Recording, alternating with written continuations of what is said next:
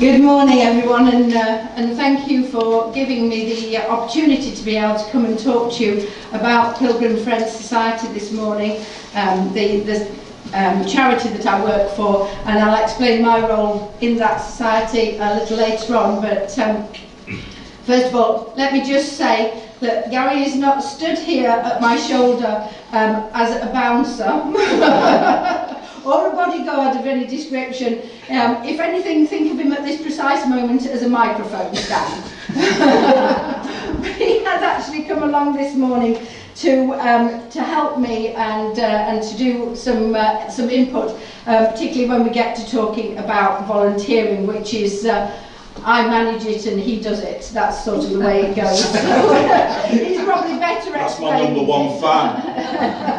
That's my number one fan. This is Margaret, and she is Gary's number one fan.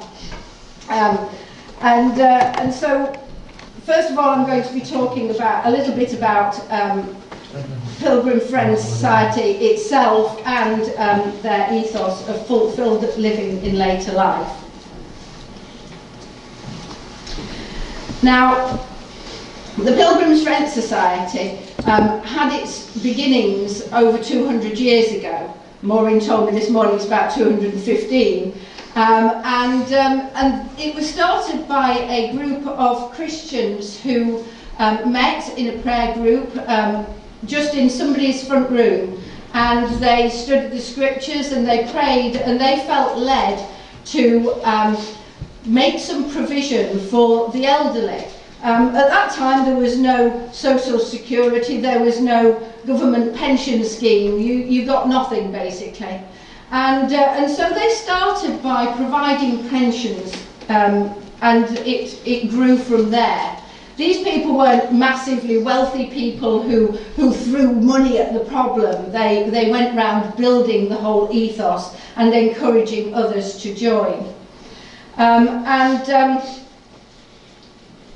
As it progressed over the years, we've now got Christian care homes, and we also have housing, which has like a warden, a manager of the housing project, for older people, older Christian people, or people who have a sympathy towards the Christian faith, and that is the Protestant Christian faith in the main. So one of the main things that the society aims for is to be able to provide fulfilled living. What do we mean by fulfilled living? Well, it means we're not going to stick them in a lounge and say, right, this is your waiting room for God, and you can just sit here and wait until you go to be in glory.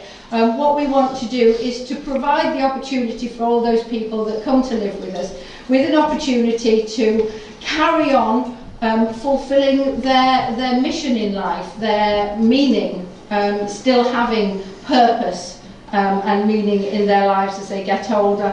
And the other thing that we aim to do is to equip churches. And this is a big thing because all of our generations get older, don't they? So eventually we all have, I mean, when Gary and I joined this particular church, we were one of the youngest families, and now we're getting older. So we all have aging congregations in our churches, and so what we aim to do is to be able to help churches to make a provision for the older members of their congregations so that they can keep coming and enjoying and be filled and keep moving along with the Lord in their later years. Now, I'm going to show you a film in a second, which it's just a short little video that tells us a little bit more about Pilgrims Friends Society, probably better than I can do, and it's more interesting because it's pictures. So, so here we go. Pilgrims Friends Society is a leading provider of Christian communities for older people through independent living housing schemes and residential care homes. It's a place of peace and beauty. You can be by yourself, you can mix with people. I just love the the atmosphere around it. With 14 communities in England and Scotland, Pilgrims Friends Society offers homely and caring places which encourage older people to live fulfilled later lives. A fulfilled later life here looks like a community that enjoys worshipping together. They support each other through prayer and through friendship. It's also about combating loneliness by providing activities and events where everybody can come together in order to enjoy each other's company. It's well worth it, and I well recommend it, and I have recommended it quite a few times already. We get people from all walks of life, and faith is the thing that brings them all together, gives them a common ground. The best thing about being in a Christian community is that you can just be yourself and just generally sharing life together. This is home.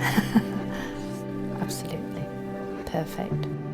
To find out more about Christian care and communities, visit pilgrimsfriend.org.uk.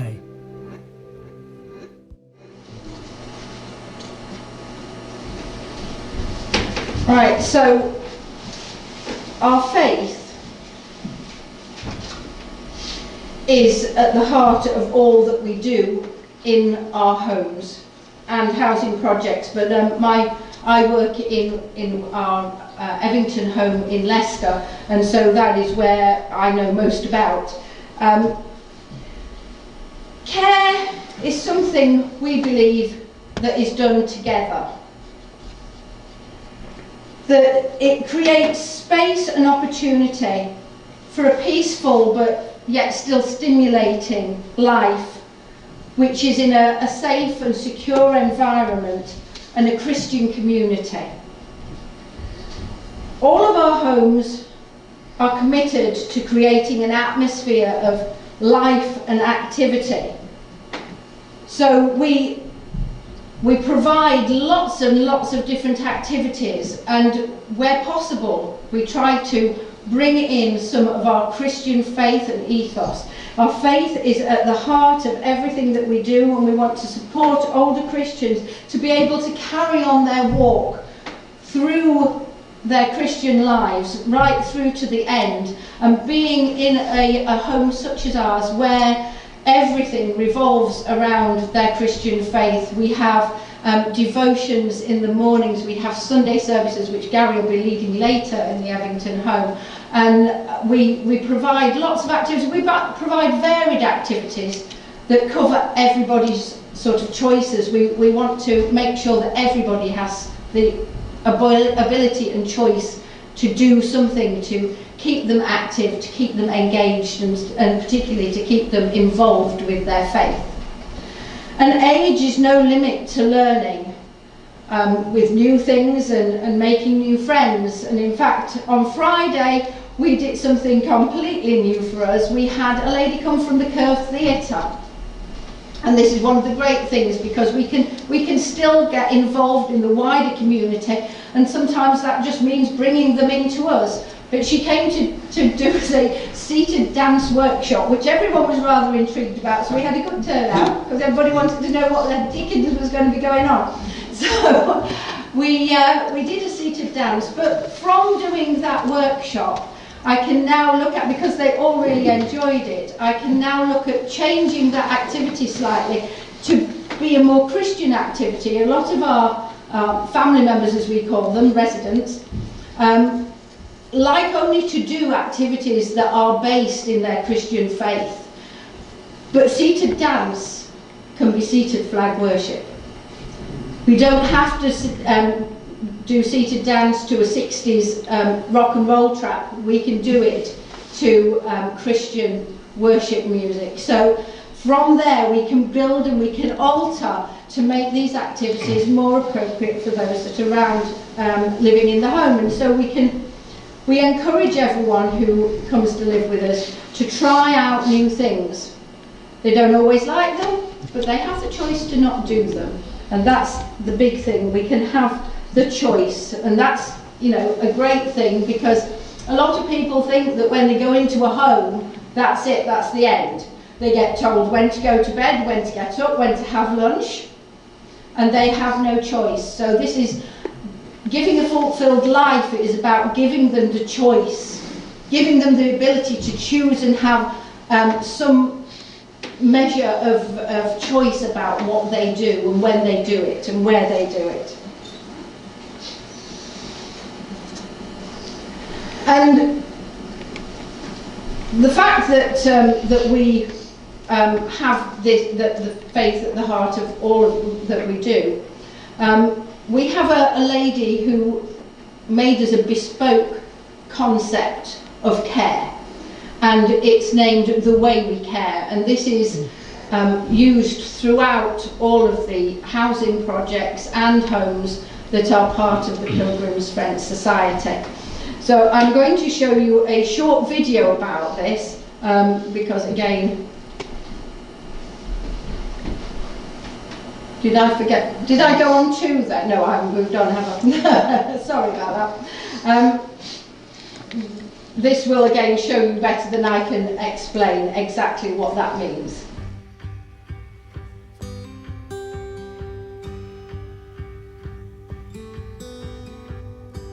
The Way We Care is Pilgrims Friends Society's bespoke approach to caring for older people in communities where they can flourish. There's a nice atmosphere here, very nice. Can't imagine what it would be like anywhere else. We refer to the people who live here as our family members, fundamentally believing that each person is precious, each person is unique, each person is special. When we felt it was the right time for a dad to move into residential care, we had a long conversation with the staff. So they asked us questions about how he had grown up, where he had grown up, what he had done during his life. They were taking that time and attention, and that they were just going to treat him as an individual. As a community, we want to support our people here to flourish. We feel it's important for the people who are living here to still have a purpose, so that they feel that they can impact the home and the world around them. The Way We Care is grounded in our Christian faith, and that means it's rooted in what we read in the Bible about older age. In Psalm 92, we read that older people will continue to bear fruit like green trees. When I work here, I feel like I belong to a family. It's not just about me knowing their lives, they also want to know about me. They know about my kids, they know about my family. You feel like you belong somewhere, because it's not only about me caring for them, they're also caring for me. If you have somebody you can smile and say, have a little grumble, it makes all the difference in the world. Yes, it's made a lot of difference to my being here, having June there. As time goes on in a person's journey, if they should walk with dementia and live with dementia, it is extremely important to be able to understand them where they are. So the hummingbird is employed for one thing, and that is to be a friend and to be a confidant. So it's so important to have everybody around you discussing things with you and making you part of a true family community. It's about us doing the things of life together. So whether that's watering plants, whether that's reading the Bible, whether that's drying up cutlery, whatever it is that goes on within the home, it's about the relationship and supporting that person to have a meaningful day. So, do you think that you could be part of that? Would you like to be part of that? Well, you can be. If you feel that the Lord is leading you to go out and help older people, you can be part of it, quite simply. And this is where my role comes in. So I'm just going to explain to you exactly what it is that I do, or I'm supposed to do. When I first had this job, when I was first given the job, I was called an activities facilitator. And then the lockdown happened, and I was still called an activities facilitator, and that was basically what I did. I planned, I ran, I did the activities because we couldn't have any volunteers in there at the time. But now that things have started to open up a bit more, and they've changed my name, they're just making it longer and longer so I can't say it. And when they told me they were going to shorten it to ACE, I thought they were taking the mick. But my job title in full is Activity and Community Engagement Facilitator, and you can see why we shorten it. But my role involves managing the volunteer programme that we had started just before lockdown a couple of years ago. I plan, resource and run activities, although this is something that the volunteers can get involved with, and if you felt that you wanted to be involved, this is somewhere that you could be involved with volunteering, by volunteering. You know, if you've got a hobby that you really enjoy that you could either come in and talk about or might lead a workshop on, like the dance, seated dance workshop, or just come in and play a game with somebody, or just sit and talk to them. Because that's something that they really, really love, is just having time with people, to be able to sit and talk. Doesn't have to be a deep and meaningful discussion. You don't have to talk. You don't even have to talk. And some people just like to hear you read a bit of scripture to them. So. And it's not about the length of time that you are there. It can be just like half an hour or an hour. It's the fact that you're there that really makes a difference. And all of these activities that I try to provide are God-centred and person-centred. So at the moment we have lost some family members who've gone to glory because of their age or illnesses, and we've got some new family members who have come in. Now I knew, because of the last 2 years when we've been very close-knit as a community because we couldn't have anybody else in, all of the family members that we had when I started there, but as we've lost some and we've got new people in, part of my role is to go around and find out what things they enjoy doing, perhaps more especially what they really don't like doing, and then trying to create an activity programme that gives everybody some choice. Now I can't just not do certain things because there's a couple of people that don't enjoy it. We've got 30 family members in the home, so we have to try and provide something for everyone. But again, like I said, the whole point is that there is a choice. You don't have to do it. You don't have to go and do dance. You don't have to go to the prayer meeting or the Bible study. You don't have to watch a film. There's a choice. So we try to make activities through the month that are varied, that are fun, that are lively, that are engaging, but we know that at least a small group of people within the home really enjoy doing. And the other part of my job description, which is why I'm stood before you this morning, is that we're about equipping churches. So we're about providing the equipment and the knowledge for churches and church groups to be able to engage and include, have an inclusive service, have an inclusive congregation where everybody is welcome and everyone can take part. And I will talk a little later about the resources that we have available for churches and for people who might have elderly family members themselves who may at some point want to move into a Christian care home, because there's not many Christian care homes around anymore.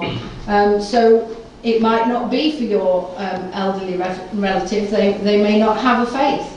They may not want to be in that sort of environment, but it's something that, you know, if I come round and tell churches that this is available, again, it gives everybody options. And these resources are not only for churches, they could be used with relatives who are ageing as well. So, like I said, could you get involved? Well, as I also said, that's very easy. And volunteering is probably the easiest way of getting involved. And as I also said, that's why Gary is here with me this morning to tell you a little bit more about his volunteering experience.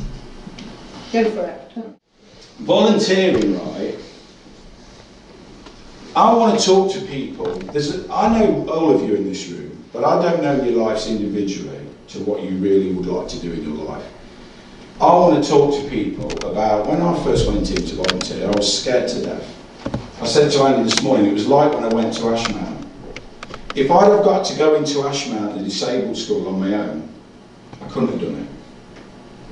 Because I don't know how to deal with people that have Asperger's or, you know, anything where they're bouncing off the walls, they're trying to eat you with their teeth and stuff like that. I don't know how to deal with that, you know. But when Andie was there, because she does, or reasonable, I could go alongside her, and that's what this is about, yeah.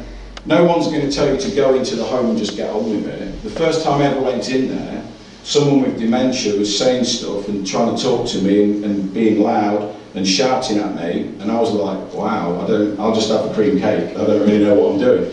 And then you go and sit with someone who's doing a bit of knitting and then just start talking to them about what they're knitting, and it just started like that. And then before you know it, there's people in there that love the Lord, they correct me over my life, they've told me things about myself that I didn't believe, they tell me that I'm bringing light into the home and I couldn't see it. And so in just volunteering is so powerful. And like Andie was saying, there's big differences, you know. You don't need to do anything. Like she's talking about craft stuff, you know. I mean, she always gets me baking because I know how to do that. Equipping the church. Right, so we do it through resources. You can see on there's some links. If you see me afterwards, if you can't pick them up quickly enough, then I can give you these again. But they can all be found easily on the Pilgrims Friend website. And we've got basic resources. We've got lots of resources.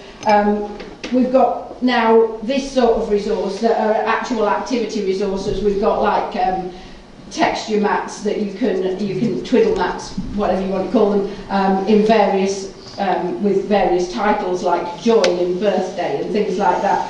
We've got jigsaws. Now, see, when you go to buy a jigsaw and you're trying to buy it for someone who's got dementia, and you need large piece ones with a small number of pieces. You can't find those easily unless they've got Peppa Pig on them. Yes. So these have got quotations from Psalms. We've got 2 at the moment. I don't know if we have any plans to make any more, but they are available on the website. And we've got various books about worshipping with dementia. This is for like it's particularly good for churches. If you're a speaker and you may think, oh, I might volunteer as a speaker in the home, because we're always open to having more speakers. The services only last half an hour, so if you could give up half an hour to come and speak to us, you might want to have a look at this before you come, or worshipping together for people with dementia. We also have downloads which are absolutely free, all about dementia, brain and soul boosting sessions. Some of them are specific to special times of the year. This one's Easter. We've got another one that's just for seniors. We've got various levels of book. We've got things such as coping with loss and grief, things that you can put in your library in the churches, and books such as this one, which has got some beautiful pictures and just short script quotations. And we gave these out to several of our family members during the lockdown, the pandemic, when we couldn't do things when they were stuck in their rooms. and it just brings a little bit of joy for those who can still read, and those that can't like to look at the pictures as well. So do feel free to come and look at any of these resources that you feel like. At the end, they're all available for you to have a look at, and mostly available. Right, so we are at the moment putting together some church packs which have lots of different leaflets about varying things, answering questions and how to answer questions for people with dementia, and about the way we care and various other things. They're not quite complete at the minute. We've still got about 3 more leaflets to have printed and put in here. So I will bring you some of those back when they are available. Right, now, so just quickly, very quickly, because we are way over time. As ever, dear, as ever. Right, so just to bring it into perspective and to bring it into reality, really, this lady here, who, as you can see, is now the life and soul of our home, is called Faye. And she has been associated with the Evington home for many, many years. Her mother, years ago, came in for respite care. She tried some ginger biscuits made by the cook that have been named Pilgrim biscuits, fell in love with them, took the recipe away when she left her respite. When Faye and her husband, Brian, moved into Pilgrim Gardens over the road years later, Faye brought the recipe with her and made the biscuits to sell at the summer fairs that they held at the gardens. And Brian had dementia, and he progressed down his dementia journey, and he was no longer able to stay in the flat at Pilgrim Gardens. And this is the joy of the Evington home, because if you in later life ended up in one of the flats at Pilgrim Gardens and your spouse or your relative had to move into the home because they could no longer be cared for at the flats, we are literally a few yards across under a covered walkway. And so Brian moved into the Evington home, and Faye used to come over the short walk every day to visit and sit with him and to join in the services and just to still be involved in his life completely. And because she was so close, that was able to be done. Now, Brian passed away 18 months or so ago. Yeah. A bit longer. And Faye kept coming over. We used to have, before the lockdown stopped it, we used to have a lunch every Monday where people from Pilgrim Gardens could come over and get a hot meal that was cooked in the kitchens at the Evington home. They could mix with their friends at the Evington home, and they could eat a hot cooked meal. And so she kept doing that, even though Brian was no longer with us. And then during the lockdown she had a fall and she hurt her arm quite badly and was unable to care for herself, and that was when she decided that it was time to come over and join our family permanently. And as I said, as you can see, she is the life and soul. I will just explain what she's doing here. We had a holidays at home day during the summer last year, and she was trying to listen for the sea in a seashell, but she's laughing hysterically because I said to her, "Can you hear anything?" She said, "All I can hear is the whistle of my hearing aid."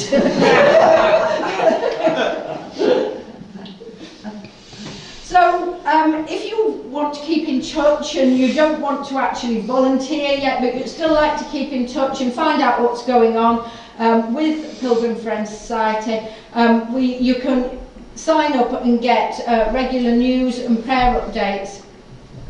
We do a magazine, a quarterly magazine. You can sign up to have that sent to you free at your home.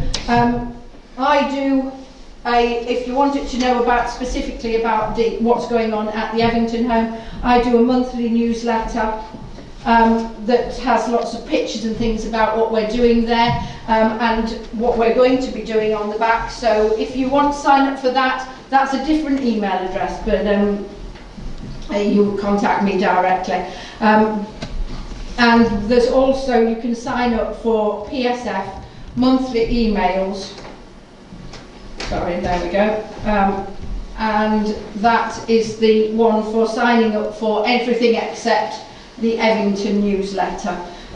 So if you want to receive those, just go on the website and you can sign up there. So, thank you ever so much for listening to me this morning. Thank you for the opportunity again. And if you have any questions, or you think you might like to volunteer, or if you just want to come and look at the resources, some of the resources that are available, I had got an order of more resources. You were going to be able to see a larger range. However, our marketing department joyfully told me on Friday, I'm getting to them to you next week. And that's a little bit late for my first church engagement, but never mind. So I have got some. Please do come look. And like I say, they are all available on the website. Anything you want to know, please do come and ask. And thank you again for this morning.